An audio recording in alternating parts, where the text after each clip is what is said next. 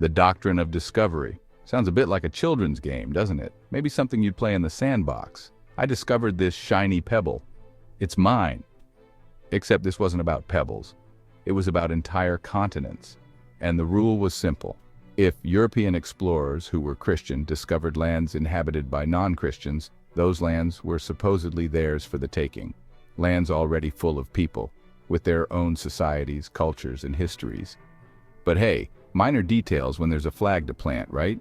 This doctrine set the stage for centuries of global-scale trouble. So, where did this idea come from? Cast your minds back to the 15th century. Europe's monarchs were getting restless. They had a serious craving for gold, spices, new trade routes, and most of all, land. This doctrine of discovery wasn't just stumbled upon like that shiny pebble. It was meticulously crafted, a supposedly legal and moral framework.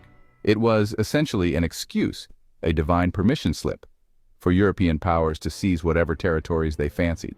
As long as the people living there weren't Christian, it was apparently open season. Imagine this scenario for a moment. You're at home, minding your own business. Suddenly, a stranger barges in, plants a flag in your living room carpet, and declares, "This house is now mine. My king says so, and my God agrees."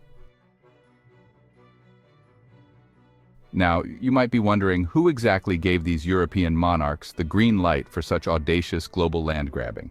Well, a significant part of the answer is the Pope. Yes, the actual Pope, head of the Catholic Church. The Vatican issued a series of decrees known as Papal Bulls. Think of these as official, top-level, divinely blessed permission slips. Permission for what, you ask? Oh, just for invading, conquering, and subjugating non-Christian nations. All done in God's name, apparently. Let's name some names, shall we? Because this isn't ancient, unknowable history.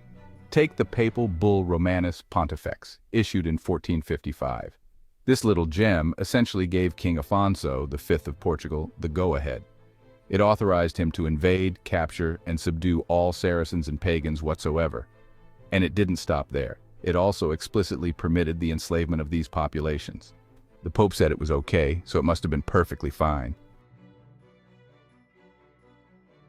To make seizing continents already populated by millions seem less like blatant theft, colonizing powers popularized the concept of Terra Nullius.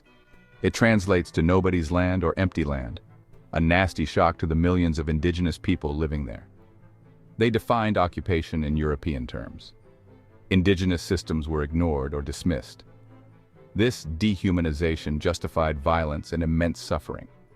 Terra Nullius became the ultimate legal trick for colonial expansion.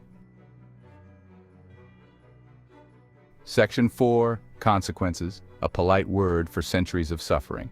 So, what were the actual on-the-ground consequences of this doctrine of discovery and its partner in crime, Terra Nullius?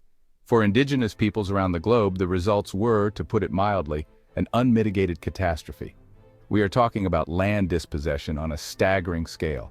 Entire nations were forcibly removed from their ancestral homelands, the lands that had sustained them for generations, lands that were intrinsically linked to their cultures, spiritual beliefs, and identities.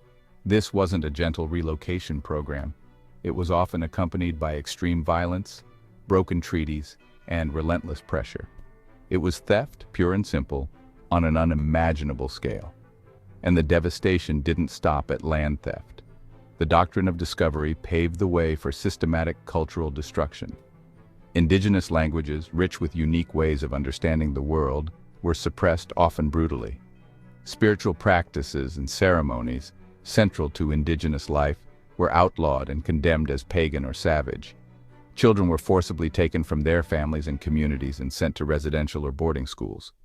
These institutions often had the explicit aim of killing the Indian in him, and saving the man, a chillingly honest admission of their goal, to eradicate indigenous cultures and assimilate them into the dominant colonial society.